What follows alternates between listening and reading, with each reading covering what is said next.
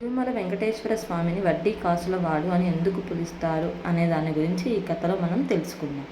వెంకటేశ్వర స్వామి కుబేరుడి దగ్గర అప్పు తీసుకోవడం, ఆ అప్పు కలియుగం అంతమయ్యే వరకు తీరకపోవడం వెనుక పురాణాలలో ఒక అద్భుతమైన కథ ఉంది.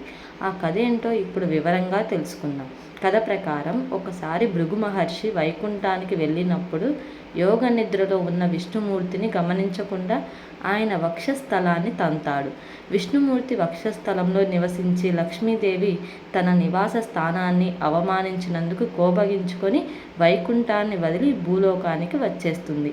లక్ష్మీదేవిని వెతుకుతూ విష్ణుమూర్తి కూడా శ్రీనివాసుడిగా భూలోకంలోనికి శేషాచలం తిరుమల కొండలకు చేరుకుంటాడు.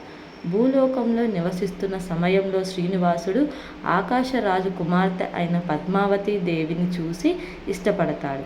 వారిద్దరి వివాహానికి ఆకాశరాజు అంగీకరిస్తాడు. అయితే రాకుమారి అయిన పద్మావతితో వివాహం అత్యంత వైభవంగా జరగాలని, దానికి పెద్ద ఎత్తున ధనం అవసరం అవుతుందని భావిస్తారు.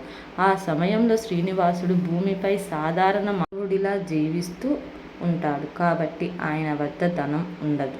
వివాహ ఖర్చుల కోసం దేవతల కోశాధికారి అయిన కుబేరుడి నుండి అప్పు తీసుకోవాలని బ్రహ్మ, శివుడు శ్రీనివాసుడిని సూచిస్తారు. అలా శ్రీనివాసుడు తన వివాహ మహోత్సవం మరియు లాంఛనాల కోసం కుబేరుడి నుండి 1,14,00,000 బంగారు నాణేలను అప్పుగా తీసుకుంటాడు. బ్రహ్మ, శివుల సమక్షంలో అశ్వత్థ వృక్షం సాక్షిగా ఒక అప్పు పత్రం శాసనం కూడా రాసుకుంటారు. ఆ అప్పు పత్రంలో ఉన్న నిబంధనల ప్రకారమే ఈ ఆసక్తికరమైన నమ్మకం ఏర్పడింది. అప్పు పత్రం ప్రకారం కలయుగం అంతమయ్యే వరకు శ్రీనివాసుడు కుబేరుడికి కేవలం వడ్డీని మాత్రమే చెల్లిస్తూ ఉంటాడు. కలయుగం చివర్లో అసలు మొత్తాన్ని తిరిగి ఇస్తాడు. స్వామివారు కుబేరుడికి చెల్లించవలసిన వడ్డీ చాలా ఎక్కువగా ఉండటంతో ఆయనను దర్శించుకునే భక్తులు తమకు తోచిన కానుకలను హుండీ ద్వారా సమర్పిస్తారు. భక్తులు సమర్పించే ఈ కానుకల నుంచి స్వామివారు ప్రతిరోజు కుబేరుడికి వడ్డీ కడుతుంటారని నమ్ముతారు.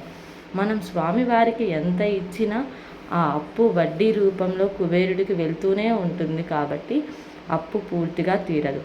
అలాగే తన అప్పు తీర్చడానికి సహాయం చేసే భక్తులు స్వామివారు అంతకు కొన్ని వందల రెట్లు ఎక్కువ సంపదను తిరిగి ఇస్తాడు. అందుకే స్వామివారు భక్తులకు ఎంత ఇచ్చినా ఆయన మహిమ మరియు భక్తుల సంపద ఎప్పటికీ తరగవు. ఈ కారణంగానే తిరుమల వెంకటేశ్వర స్వామిని వడ్డీ కాసుల వాడు అని పిలుస్తారు.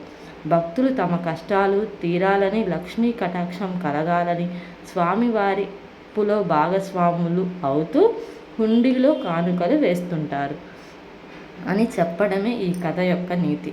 అందుకే శ్రీనివాసుని వడ్డీ కాసుల వాడు అని పిలుస్తుంటారు. ఈ వీడియో నచ్చితే లైక్ చేసి సబ్స్క్రైబ్ చేసుకోండి. Thanks for watching.